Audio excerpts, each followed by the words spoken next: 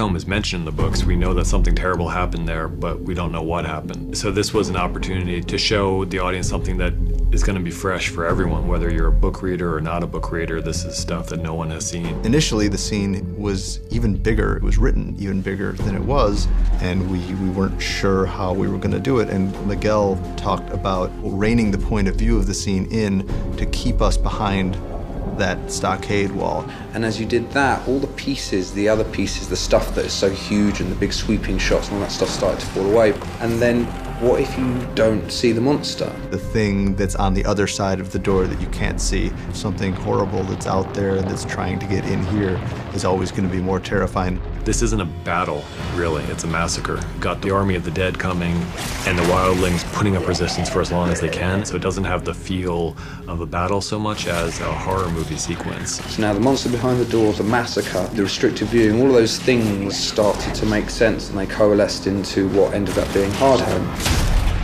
Logs came in to build this enormous palisade, about 300 foot in length, about 18 feet high. We build it for real because the action is almost for real. It takes a lot of pounding.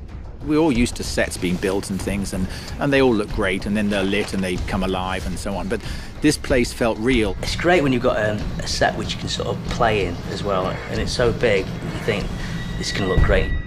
So the whites, we've got various stages, starting from what we call like super fresh, which are our guys who'd only been dead for a week or 2 weeks or so. And then we've got what we call mid-decomps. They've been dead supposedly for about 6 months to 2 years. And then we have green screen whites, and all the green screen is basically removed by visual effects to create a kind of a negative space that you can actually see through all the holes and all the ribs and what have you. We brought in 220 extras, and then we taught them how to do a sword fight and cherry-picked our favourites. We did a game which was quite fun, where we put them against opposite each other, and I said to them, when I yell action, I want you to take them down.